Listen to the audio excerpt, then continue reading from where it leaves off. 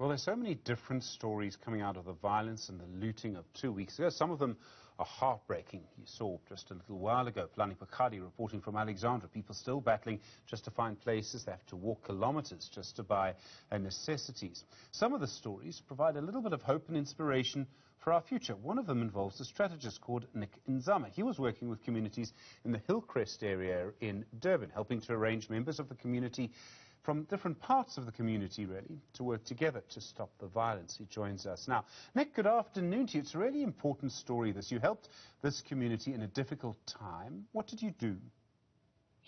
Stephen, I think the first thing was to bring everyone to the table and get everybody to understand each other's fears and each other's issues.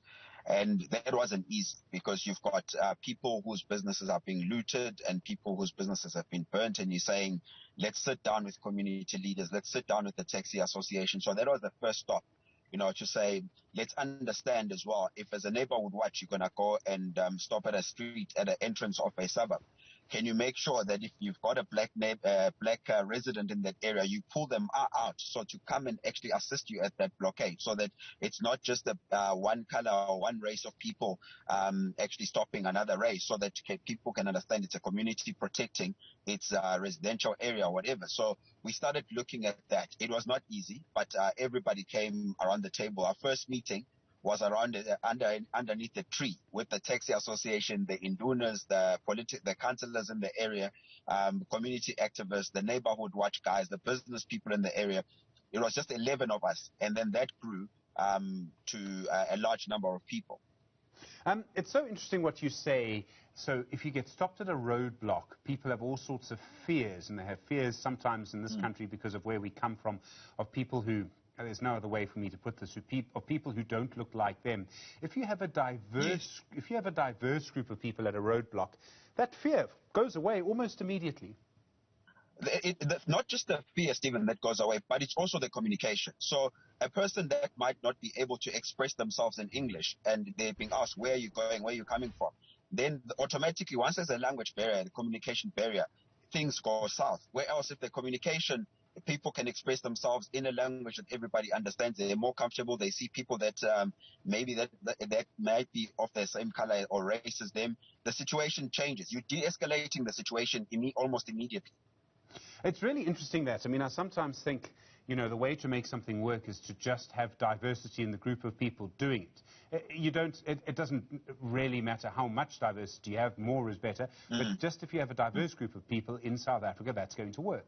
Whether it's advertising is the industry that shows that what happens if you don't.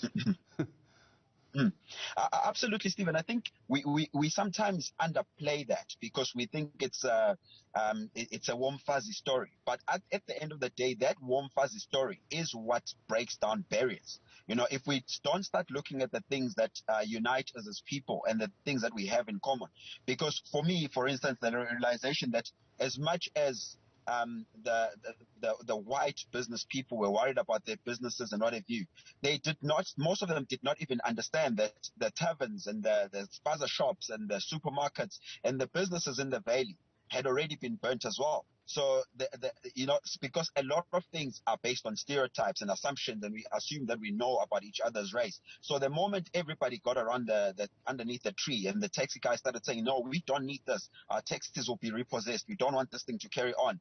And everybody started saying, we don't need this. And the question was, Kanti, who needs it? And then everybody started realizing that, actually we have common fears, and it's not the majority that's doing this, it's minority, and other people are doing it because it's being done. So the question was, how do we stop it from happening?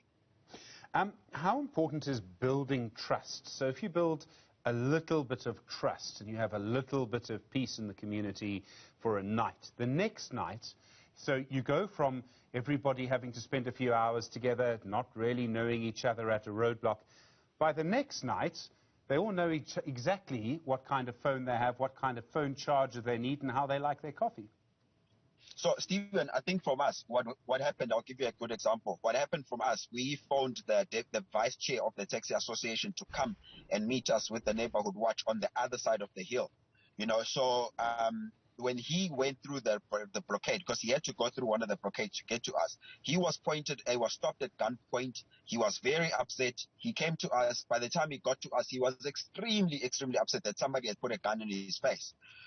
We went from that situation the night before, which was a Monday evening, to Tuesday night, all of us standing together around the fire. And there was a threat that the clinic in the Valley of Thousand Hills was threatened, and there were guys trying to access it and push the gates through. We had black, white, green colored, whatever, going down into that valley in Wanyuswa, going to see what the problem was. Now, you did not have one race or our white neighbors saying, no, we're not going to go into the area because it's down in the valley.